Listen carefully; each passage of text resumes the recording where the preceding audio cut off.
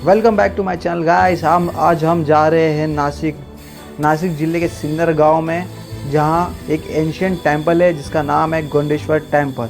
ये महादेव को समर्पित है। उससे पहले आप ये नेचर के नज़ारे को देखिए। नासिक रोड जाते वक्त मुझे जो देखने मिला ये है ऑसम। बारिश के बाद क्या ग्रीनरी है बनी है, और ज़बरदस्त। भगवान ने बहुत ज़बरदस्त बनाया इस प्रकृति को। अभी हम पहुँचे नासिक रोड। यहाँ से हम जाने वाले हैं सिन्नर गांव के लिए। ये टेम्पो वाले भैया मुझे मिले जो मुझे मानगांव तक छोड़ेंगे। इन्होंने मुझे मानगांव छोड़ा और इसके बाद मुझे मिले बाइक वाले भैया जो मुझे सिन्नर गांव तक छोड़ेंगे। गाइस अभी मैं एक सिन्नर गांव में आया हूँ। ये सिन्नर गांव है।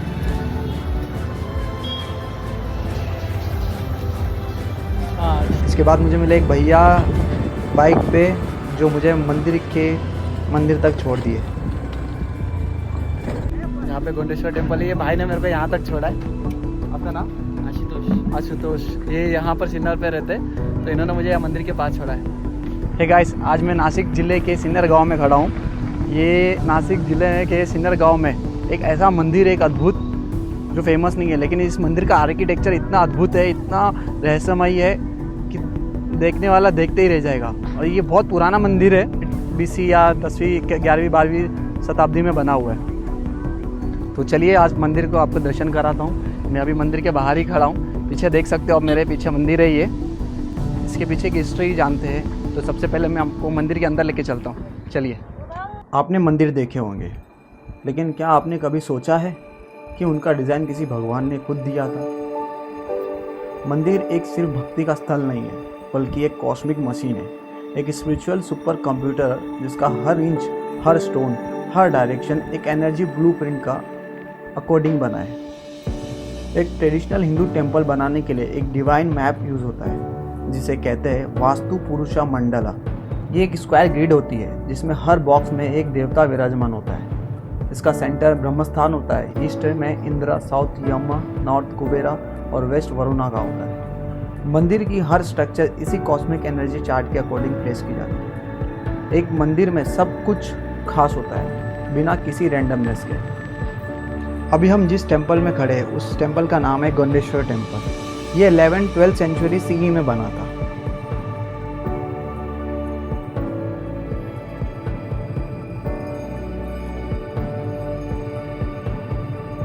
हेमा दंपति शैली का है। ब्लैक बेसॉल्ट स्टोन से बना, बिना मोटर के, जो साइंटिफिकली वेरीफाइड है।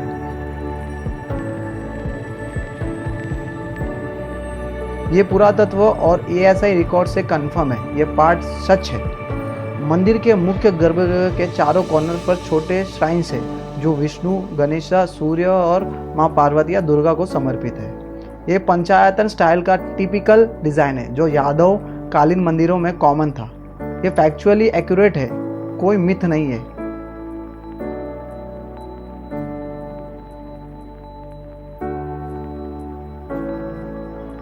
ये है सिन्नर का गोंडेश्वर मंदिर, महाराष्ट्र का एक ऐसा मंदिर जहां भक्ति, वास्तु और विज्ञान के साथ धड़कते हैं। इसका असली नाम था गोविंदेश्वर मंदिर और इसे बनवाया था 11th-12th सेंचुरी में यादव राजवंश के समय के एक स्थानीय शासक राव गोविंद ने।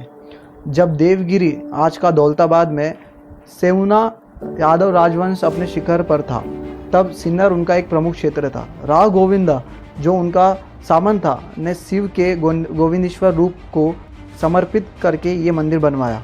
समय के साथ गोविंदेश्वर शब्द लोगों की बोली में बदलकर गोंडेश्वर बन गया। ये मंदिर बना है हेमा दंपति शैली में, काले बेसाल पत्थरों से, बिना सीमेंट के, सिर्फ इंटरलॉकिंग प्रिसीशन से। और इसका डिज़ाइन है पंचायतन स्टाइल। मध्य में भगवान शिव का मंदिर और चारों दिशाओं में छोटे छोटे मंदिर, विष्णु भगवान, सूर्य भगवान, गणेशा और माँ दुर्गा जी के।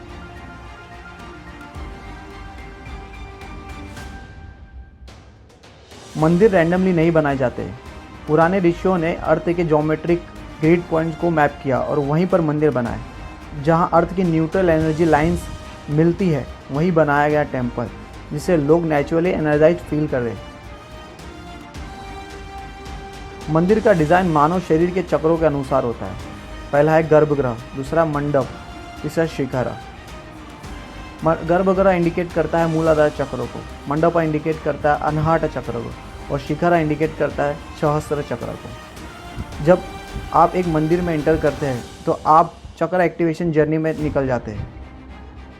आज के नए मंदिर सुंदर तो है, पर क्या उनमें ये सीक्रेट ब्लूप्रिंट का ज्ञान अप्लाई होता है, या उनका उद्देश्य सिर्फ भक्ति और टूरिज्म के तक सीमित रह गया है? मंदिर बनाना एक कला थी, एक साइंस थी, एक तपस्या थी, और शायद आज हम इसे भूल चुके हैं।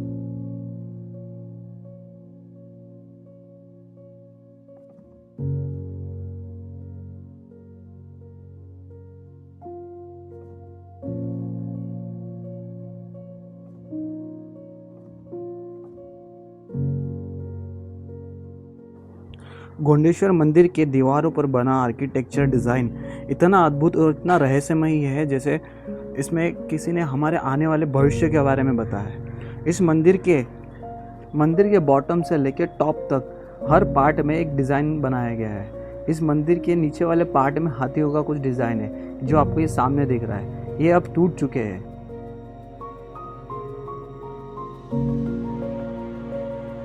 इसी मंदिर के ऊपर अगर देखोगे तो आपको ना अलग अलग आकृतियाँ देखने मिलेगी, जिसमें कई सारी डिज़ाइंस है। ये सामने आपको कुछ नृत्य करते हुए डिज़ाइन देखने को मिलेगी। ये मंदिर का पीछे वाला भाग है जहाँ से एंट्री करते हैं। ये आपको जो सामने दिख रहा है ये है मंदिर का मेन गर्भगृह।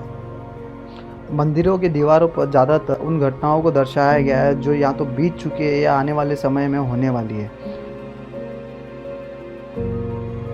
मंदिरों के दीवारों पर इस तरह के डिज़ाइन बनाना यानी एक अद्भुत कला है। हमारे पूर्वजों, संत, मुनियों, ऋषियों, तपस्वियों को पता था, इस बात का ज्ञान था कि कलयुग का प्रभाव जैसे जैसे बढ़ेगा धर्म का ह्रास होगा, शास्त्रों को और ऑथेंटिक और छिपा दिया जाएगा। मंदिर पे बनाए गए इस कलाकृतियों के द्वारा ही आने वाले जनरेशन को हमारे इतिहास का प्रमाण मिलेगा। इसी मंदिर के अगर आप थोड़ा सा नज़दीक जाओगे तो आपको ये ऐसे अद्भुत जल द्वार मिलेगा जहाँ से शिवलिंग पर अभिषेक करने के बाद जल बाहर निकलता है। इसका आकृति कुछ अद्भुत है।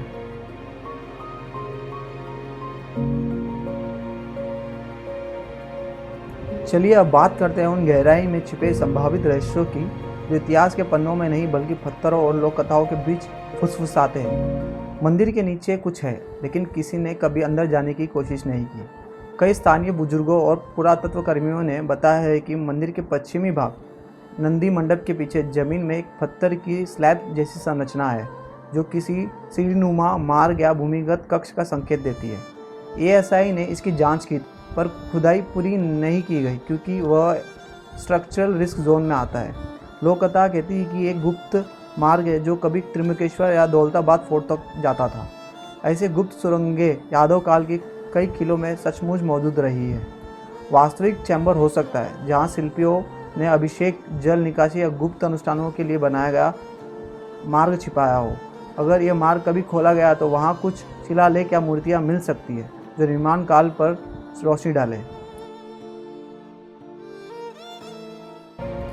क्यों रोशनी शिवलिंग तक नहीं पहुंचती? गर्भगृह का डिजाइन ऐसा है कि कोई सूर्य किरण सीधा शिवलिंग पर नहीं पड़ता, परंतु हर श्रावण मास के तीसरे सोमवार को सुबह लगभग 6:45 पर दीवार की एक सूक्ष्म दरार से एक पतली किरण सीधे शिवलिंग के चरणों में पड़ती है।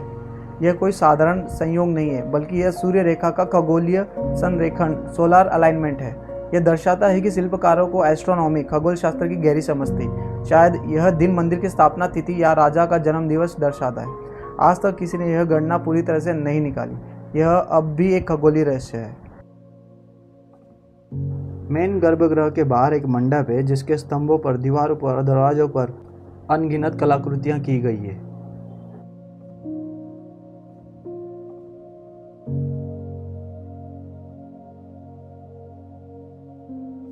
देवता, नर्तकियां, युद्ध, संगीत, प्रेम और ध्यान ये है जो हमारे इतिहास का प्रमाण देता है। इन पिलरों, दीवारों, दरवाजों पर बनाई गई एक एक आर्किटेक्चरल डिज़ाइन हमारे पौराणिक कथाओं को दर्शाता है, जो हमारे संस्कृति को जागरूक रखता है।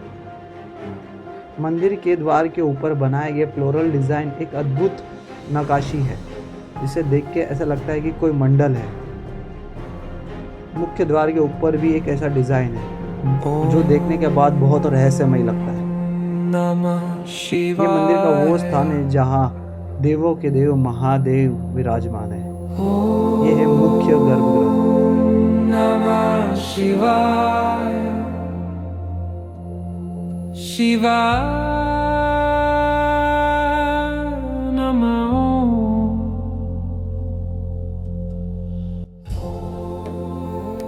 इसी गर्भगृह के एकदम सामने स्थित है नंदी महाराज, जो उनके सेवक है।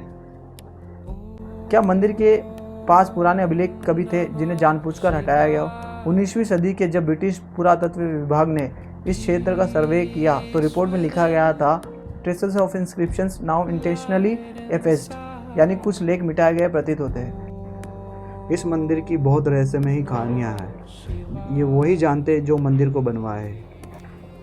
गोंडेश्वर टेम्पल अन्य मंदिरों की तरह फेमस नहीं है, लेकिन यहाँ पर आपको ज़रूर विज़िट करना चाहिए, क्योंकि यहाँ की आर्किटेक्चर, इस मंदिर का डिज़ाइन, हर एक कोने कोने में आपको एक अलग अनुभूति, अलग एक्सपीरियंस मिलेगा। इस मंदिर तक पहुँचने का पूरा डिटेल आइटिनरी मैंने डिस्क्रिप्शन में डाला हुआ है। तो अगर ये वीडियो आपको अच्छी लगे तो इसे लाइक, शेयर एंड सब्सक्राइब ज़रूर कीजिए। तो गाइस यार, मेरे दोस्त लोग यहाँ पे नासिक में मिले। सांगा इंट्रोडक्शन दे दादा। नाव काय तुझं? आशिष पाटील. आणखी तुझं? शिवम गणेश वादन. हाँ परत प्रवीण जी ने. ये सब हमें नासिक में मिले, सिन्नर में. वही लोग भी मंदिर ही घूमने आए थे, गोंडेश्वर. ये देखो, ये मंदिर पीछे है मेरे. हमने पूरा विजिट घूम लिया है. अभी हम यहाँ से जाने वाले हैं कहाँ? नासिक ना, सब अपने अपने घर पे. और मैं भी निकलने वाले हूँ थोड़ी देर में. पहले खाना खाएंगे, फिर जाएंगे, पूरा मार्केट दिखाएंगे आपको. चलिए.